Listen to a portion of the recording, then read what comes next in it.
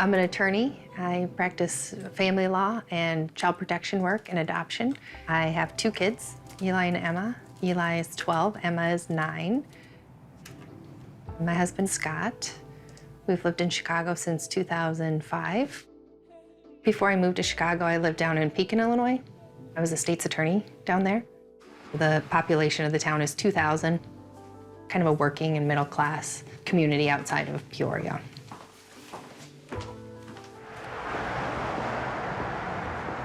We like that everything is walkable. We walk to school, can walk to the stores, any of the shops. We like kind of being in the middle of all of it. I mean, it's really still a community here. There's a lot of different people who live here.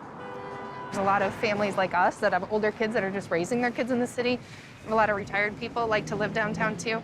It was important for us to go to school in the community. A lot of our friends and peers had looked at and did go ultimately to private schools, parochial schools, but we really never seriously considered any of them. We didn't apply, we didn't pick up flyers or take any tours. We were committed from the start to only go through CPS. So during recess time, half the kids are here and the other half are on the roof, as long as the weather's above like 20 degrees. The local school for Chicago Public Schools is Ogden, so Ogden International School of Chicago. The location's great. You know, it's, what is this, 7-minute, 10-minute walk? You know, everything is right here. It's just in the heart of the city. It's really, you know, very much a downtown school. And it's been a downtown school for years. This school's been here since 1857. That's, what, 20 years after the initial founding even of the city of Chicago. So there's been a school around this location since even before the Great Fire. Yeah, and I love the diversity of the curriculum. I think it's like 58 languages spoken here. We have a very large international community. So all those reasons, Ogden was a really clear choice for us for the type of education and the type of environment that they would offer.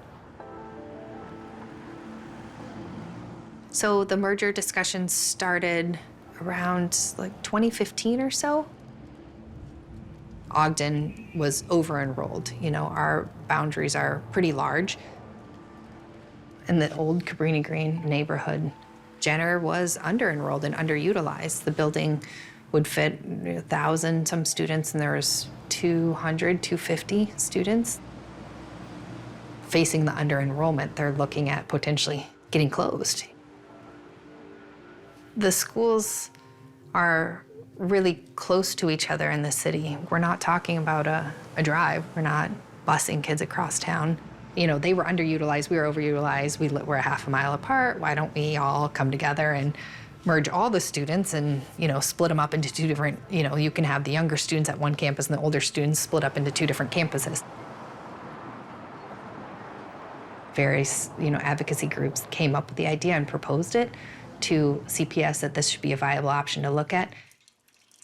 And then it became a greater issue that, you know, we're looking at these 2 communities and the idea of merging these 2 communities and kind of these identities, that they were too different to be together, too different to merge.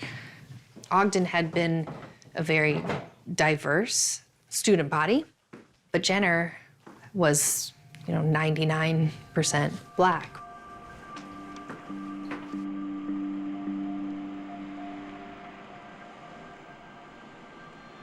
So I went to several of the public forums.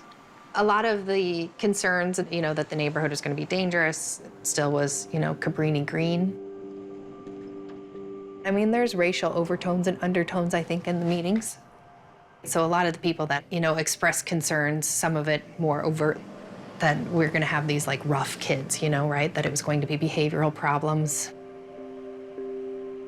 A lot of people then that had concerns, you know, Jenner campus's performance numbers were lower than Ogden, so it was going to, you know, lower Ogden's performance. Do you want to get out one of the pencils and I could fill this out while we're here too, if you want? Yeah. All right. We weren't afraid to send our kids over there, and it's like this over there, like I'm not afraid to send them over there.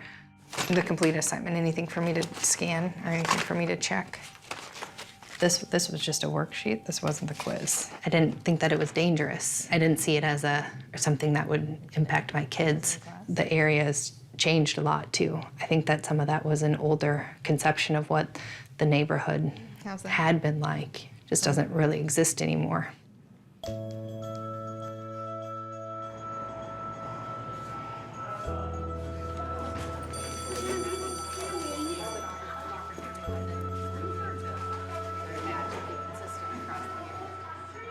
Yeah, this is really cool.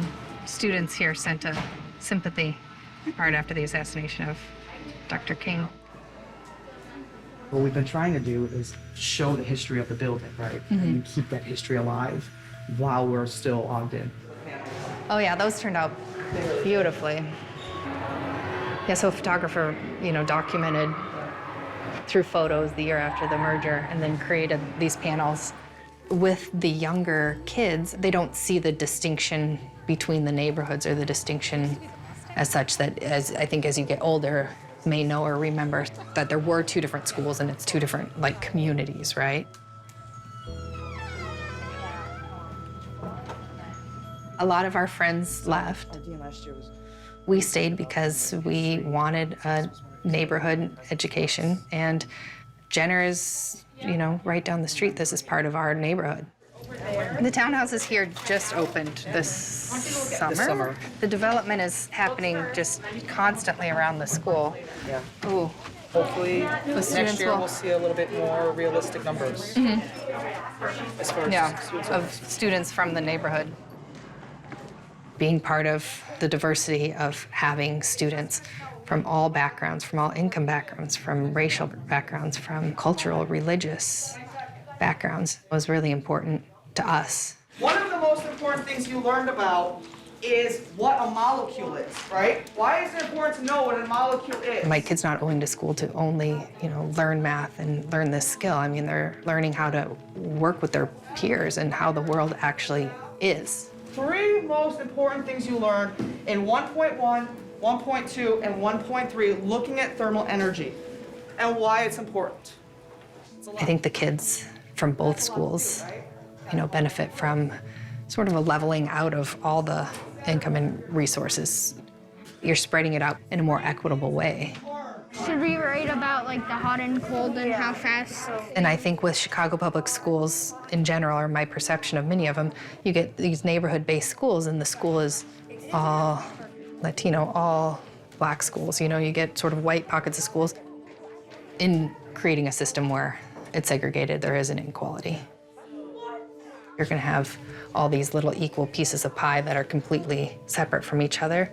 What's the argument that you're able to do that in an equal-handed way? Inherently in the separation, it's not cut equally. Actually, don't to show. I can help. I think that working through the schools has been and is a way to, to merge communities.